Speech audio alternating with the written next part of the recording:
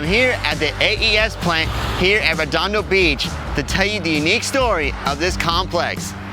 This was in the news because it was recently shut down, but we'll tell you the full story of this unique complex. The power plant here at Redondo Beach has a unique story worth talking about. So let's check it out and see what we can learn. Power plant begins in 1902 when Henry Huntington organized the Pacific Light and Power Company. This new plant, soon to be the largest steam power plant west of Chicago, had to power Huntington's streetcar system as well as residential neighborhoods around Redondo Beach. Construction of this plant began in May 1906 and was online by early 1907. This new plant was built on the old Redondo Beach salt lake, which at one time hosted the salt works and today is memorialized by this plaque outside of the current plant. Electricity demands from the growing area led to a large expansion project in 1910, only 3 years after the plant opened.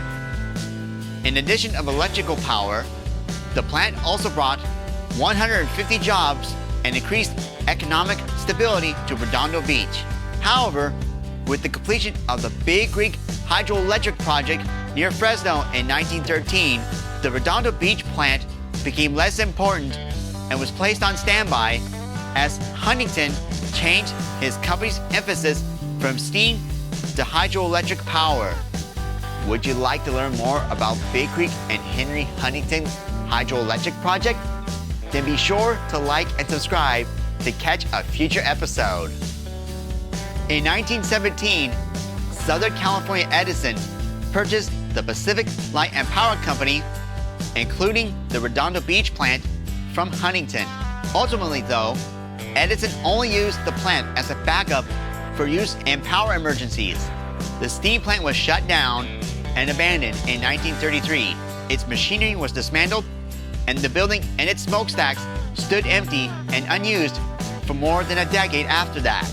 In 1946, Edison announced that it would build a modern $38 million plant on the site. The building and its 3 chimneys were torn down in August 1946, and construction by Stone and Webster Engineering Corporation began on the new plant.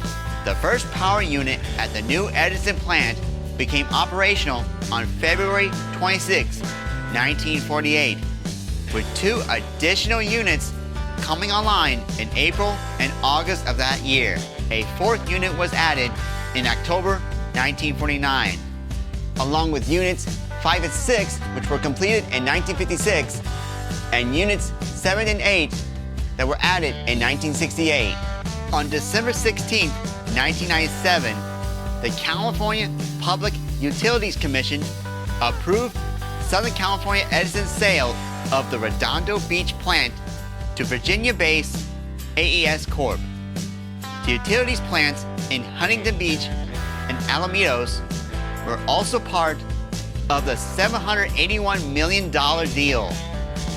In December of 1998, AES signed an agreement with the city of Redondo Beach to downsize the plant and make use of much of its land for mixed-use development. And the first smokestacks began coming down in April 1999. Eventually, 3 of the 8 smokestacks were demolished, leaving 5 of the 8 stacks that were used at the plant.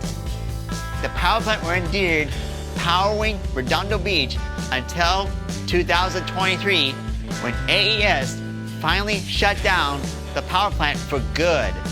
Today, the land is owned by developer Leo Pustenikov, who plans on redeveloping the land into housing, and according to this concept rendering, only a single stack and the large concrete building from 1949 will be the only parts of the power plant that will be reused in this new development. But that has yet to be seen. And that was the story of the AES plant here at Redondo Beach. Thank you for stopping by, and may your gifts bless the world.